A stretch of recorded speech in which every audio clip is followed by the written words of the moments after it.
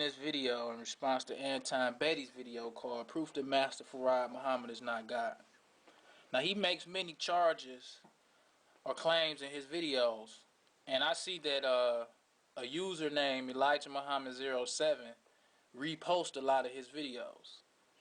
And one of the charges in his video that I want to deal with is this letter that he says that Master Farad Muhammad misspells elementary words. And he quotes statements from the Most Honorable Elijah Muhammad in his book, Message to the Black Man and Our Savior Has Arrived, when he taught us that Master Farad Muhammad is all-knowing.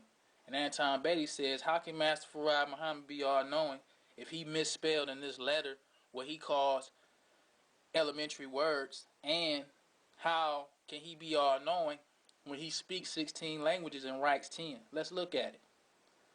Now, what does it mean to be all-knowing? Does all-knowing mean that you can speak every language? Does all-knowing mean that you can write or spelling the white man's words correctly? Let's look at it, brothers and sisters.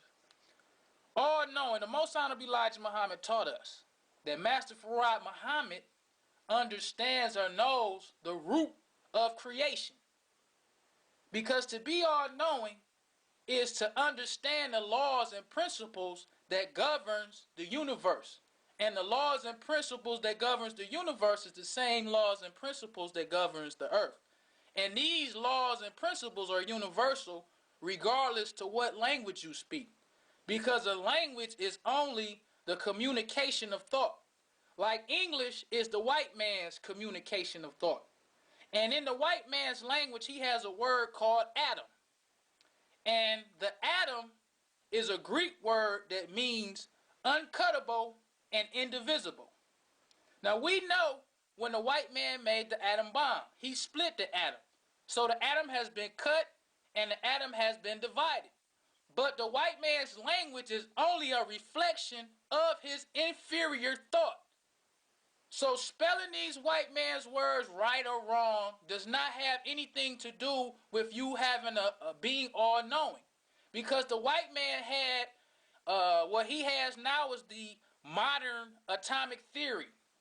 Because he used to believe that the electrons in the atom spent around, let me back up.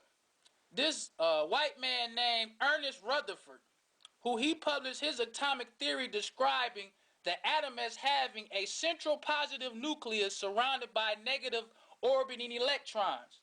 This model suggests that most of the mass of the atom was contained in the small nucleus, and that the rest of the atom was mostly empty. This was their first atomic theory.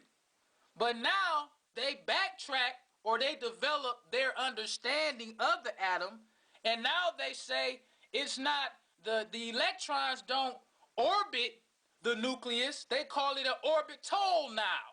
Because now it's the modern atomic theory, which means the theory still means that they don't understand the atom, and their language is going to reflect their misunderstandings of the atom, but now they have a more modern theory, which is the modern atomic theory. So let's say, for an example, for those of you who don't believe that Master Farad Muhammad is all-knowing, but let's just say, for the sake of argument, that Master Farad Muhammad understands fully the atom. Which one should he master when he comes to America and speaks this white man's language? Should he master the old atomic theory, or should he master the modern atomic theory to impress those who don't think that he's all-knowing and all-wise? Because both atomic theories are misunderstandings, and they're not complete understandings of the atom. So which one should Master Farad Muhammad know? If they're both the same, they're both not a complete understanding of the atom. So to master the white man's words, to spell them correctly, has nothing to do with supreme knowledge and being all-knowing. Big shouts out, man, to my nigga Dovey D, man, for this special mix. J. Michael Watts. What's up, Trey?